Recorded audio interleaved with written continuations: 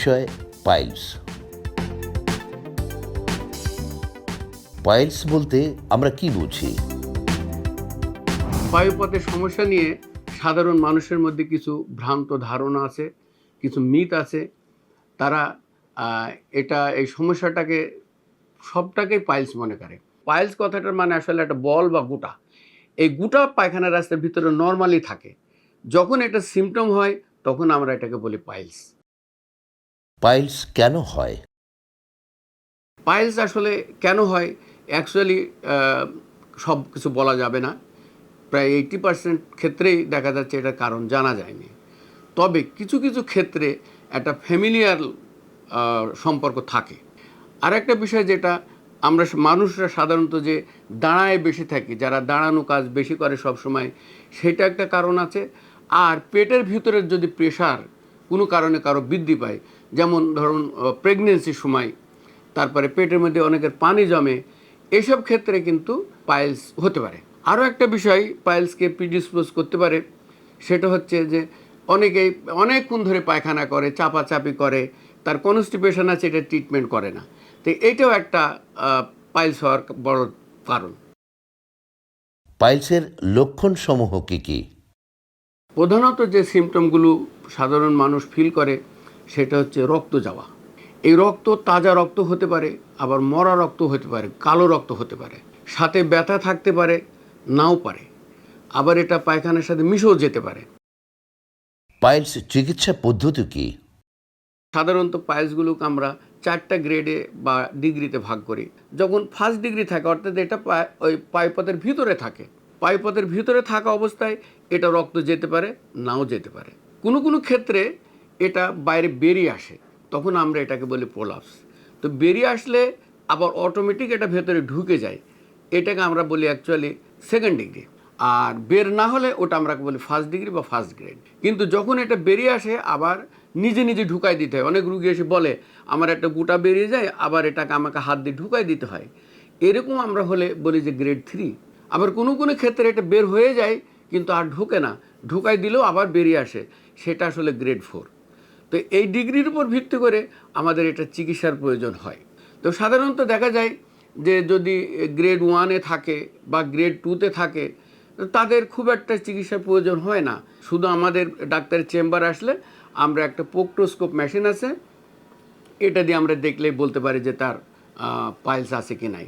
তবে হ্যাঁ, বয়স যদি বেশি হয় এবং আমাদের যদি কোনো কারণে সন্দেহ হয়, তাহলে সেক্ষেত্রে কোলোনোস্কোপ করে নেওয়া উচিত।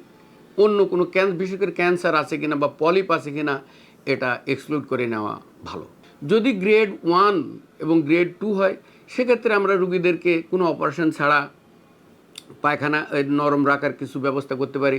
রুগীদেরকে খাদ্যাভ্যাস চেঞ্জ করা কথা বলতে পারি, যেমন শাক সবজি, ফলমূল, পানি এগুলো বেশি খাবে, মাংস জাতীয় খাবার একটু এড়িয়ে চলবে। তাহলে কিন্তু বেশিরভাগ ক্ষেত্রে পাইলস আর অপারেশনের প্রয়োজন হয় না। যদি এই রুগীগুলো, আমরা জানি যে আজকাল অনেকের হার্টের রোগ হচ্ছে এবং তার জন্মগত কোনো রোগ, ব্লাডের রোগ থাকতে পারে, সে হয়তো জানে না, বা হার্টের জন্য অনেকে রক্ত পাতলা করার ওষুধ খায়, এগুলো যদি খায় তাহলে কোনো কোনো রোগী দেখা যাবে প্রচুর ব্লিডিং হতে পারে, সেক্ষেত্রে রুগীদের ব্লাড ট্রান্সফিউশন প্রয়োজন হতে পারে। এজন্য আমাদের যখনই ব্লিডিং হবে কোনো রুগী তো বুঝবে না, এই জন্য ডাক্তারের কাছে আসা দরকার, তাতে আমরা আর্লি বুঝতে পারি এবং তার হিস্ট্রি নিয়ে তার অন্য কোনো কোমরবিডিটি আছে কিনা জেনে আমরা রুগীদের সুচিকিৎসার ব্যবস্থা করতে পারি। তবে গ্রেড 3 এবং 4 এবং গ্রেড 2 এবং গ্রেড 1 এগুলো যদি আমাদের এই উপশমগুলোতে উপশম না হয়, যে চিকিৎসাগুলো আমরা দিলাম, তাহলে কিন্তু তাদেরও সার্জিক্যাল চিকিৎসার প্রয়োজন হতে পারে। তো সার্জারি খুব একটা বড় কিছু না, আমরা কয়েকভাবে করতে পারি। এটা সার্জনের উপর নির্ভর করে, রোগীর প্রকৃতির উপর নির্ভর করে, এবং এই রুগীগুলোর অর্থনৈতিক অবস্থাও একটা ফ্যাক্টর। কমন যে চিকিৎসাগুলো আমরা দিই, এই হেমোরয়েডগুলো আমরা কেটে ফেলে দিতে পারি। তবে কেটে ফেলে দিলে রুগীর কষ্ট একটু বেশি হয়, এজন্য কিছু নতুন পদ্ধতি হয়েছে, যেমন লেজার, তারপরে স্ট্যাপেল হেমোরয়েডেক্টমি, বা আমরা সহজ কথায় বলি লঙ্গ। আমরা এই চিকিৎসাগুলো দিতে পারি।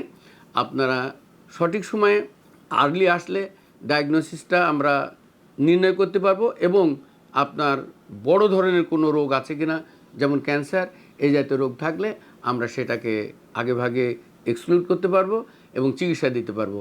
আর এটা জটিলতা এড়ানোর জন্য আপনাদেরকে অবশ্যই আসতে হবে, কারণ এটা এই নর্মাল অবস্থা থাকলে ভালো।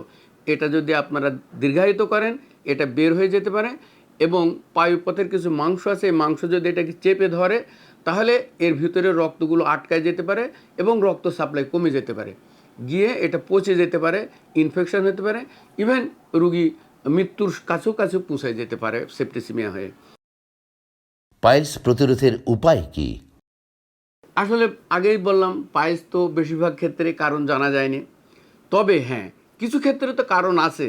সেটা বললাম যে পেটের ভিতরে যদি প্রেশার বৃদ্ধি পায় কারো, তো যেসব কারণে প্রেশার বৃদ্ধি হয়, যেমন খুব পায়খানা কষা চাপ দিয়ে পায়খানা করে যারা, প্রেগনেন্সির সময় এটা হতে পারে। তো প্রেগনেন্সি কিন্তু অ্যাভয়েড করা যাবে না, তো স্ট্রেনিংটা, পায়খানা করার স্ট্রেনিংটা অ্যাভয়েড করতে পারবে। আর একটু শাক সবজি জাতীয় খাবার বেশি খাবে যাতে তার কনস্টিপেশনটা না হয়, পানি বেশি খাবে, আর পারতপক্ষে মাংস জাতীয় খাদ্য একটু অ্যাভয়েড করে চলবে। তাহলে আশা করা যায় তাদের এই জিনিসটা কম হবে। তবে হবে, যাদের এটা হবে, বললাম তো এটা কারণ জানা যায়নি, কিছু ফ্যামিলিয়াল আছে, সেগুলো তো হবেই, হলে আগে ভাগে এটা চিকিৎসা নিতে হবে। মলদ্বারে চুলকানি কেন হয়? আজকাল অনেক রুগী আমাদের কাছে আসে, তারা বলে যে আমার পায়খানা রাস্তায় চুলকায় এবং ভিজা ভিজা থাকে। এগুলোর আসলে অনেক কারণ আছে, তবে বেশিরভাগ ক্ষেত্রে কারণ নেই, এটাকে আমরা বলি ইডিওপ্যাথিক। তবে যেগুলো কারণ আছে এগুলো আমাদের আইডেন্টিফাই করতে হবে, আইডেন্টিফাই করে আগেভাবে এটার চিকিৎসা দিতে হবে। এই চুলকানি কিন্তু অনেক খারাপ রোগের কারণেও হতে পারে, যেমন পায়ুপথের আশেপাশে ক্যান্সার হলে হতে পারে, একজিমা জাতীয় রোগ থাকলে, স্কিন ডিজিজ থাকলে হতে পারে, ইভেন পায়ুপথের ভিতরে পাইলস থাকলেও কিন্তু পাইলসের থেকে কিছু পানি বাইরে আসে এবং পানিতে ভিজা থাকে এবং এই জায়গাগুলো স্যাঁতসেঁতে হয়ে গিয়ে চুলকানি হয়, ফাঙ্গাস হয়, এবং আমাদের দেশে তো খুব কমন কৃমি থেকেও হতে পারে।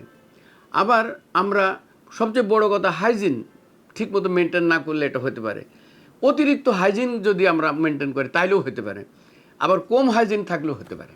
আর একটা জিনিস হলো, অতিরিক্ত হাইজিন বলতে আমি যেটা বোঝাচ্ছি, বিভিন্ন ধরনের কসমেটিক ইউজ করে, সাবান ইউজ করে, তারপরে আরও অন্যান্য কেমিক্যাল ইউজ করে অনেকে তার পায়ুপথে, এগুলোতে কিন্তু হতে পারে।